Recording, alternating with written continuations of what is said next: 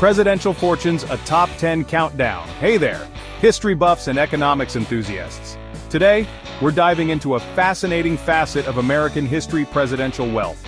We often think of the presidency as the ultimate public service, but did you know that many of our nation's leaders were already rolling in dough before they ever set foot in the Oval Office? From sprawling land holdings to savvy investments, the sources of their wealth are as diverse as the presidents themselves. So buckle up as we journey through time, ranking the top 10 richest American presidents.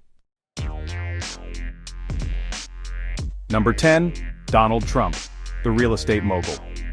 Kicking off our list at number 10 is none other than Donald Trump. While the exact figures of his net worth are often debated, there's no denying that Trump built a business empire largely through real estate. From towering skyscrapers to luxury golf courses, his name became synonymous with opulence. Trump's foray into reality television with The Apprentice further boosted his public profile and arguably his fortune. Love him or hate him, there's no denying that Trump brought a unique brand of business acumen to the White House. Number 9. George Washington, the founding farmer. Coming in at number 9 is the father of our nation, George Washington. While we often picture him leading troops across battlefields, Washington was also a shrewd businessman. He inherited a sizable estate, Ferry Farm, and later expanded his holdings significantly. Mount Vernon, his plantation home, became a symbol of his wealth and influence.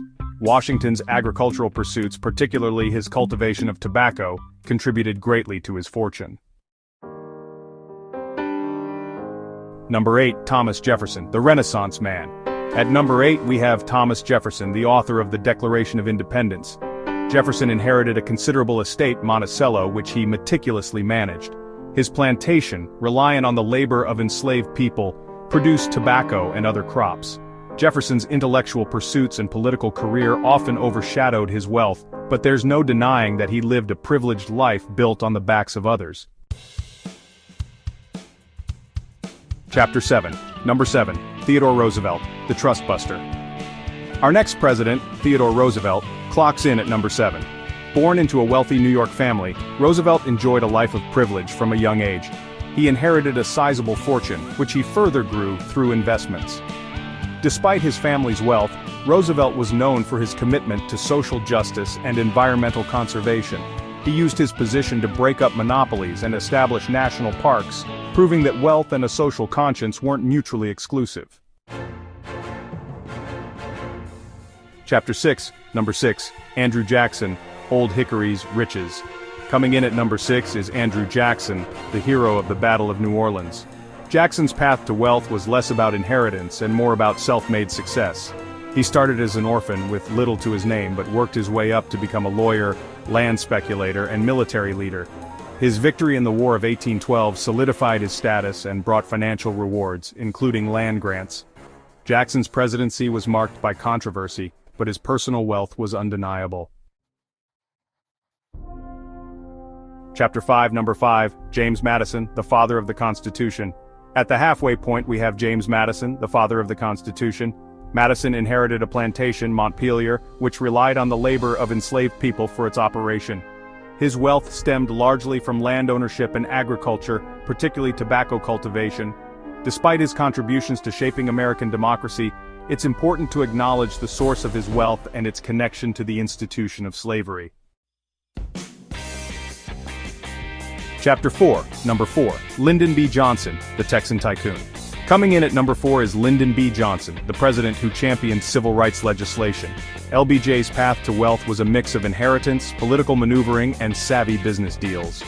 He married into a family with media holdings, and his time in Congress allowed him to expand those holdings through favorable regulations. Johnson's ranch in Texas, known as the Texas White House, became a symbol of his wealth and power.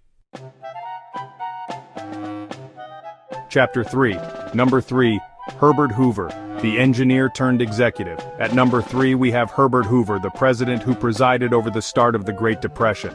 Ironically, Hoover's wealth came from his success in business and engineering.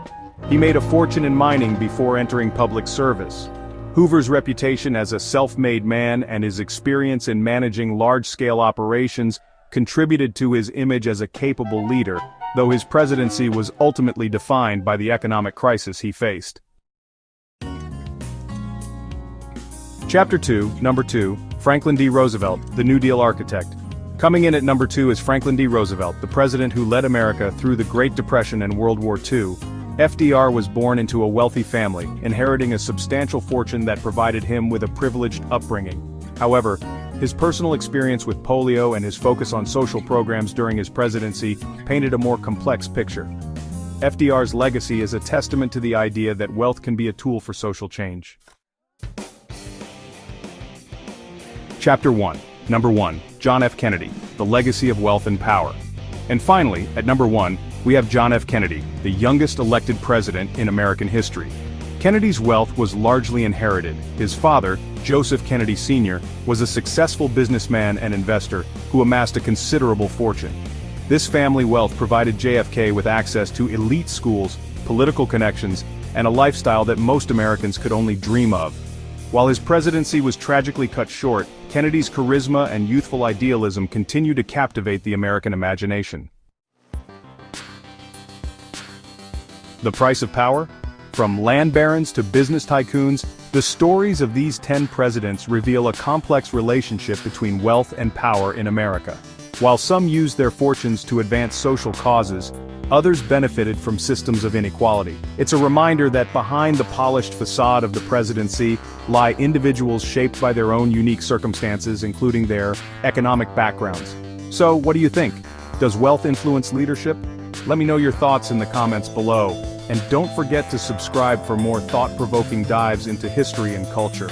Don't forget to subscribe to the channel for more interesting videos.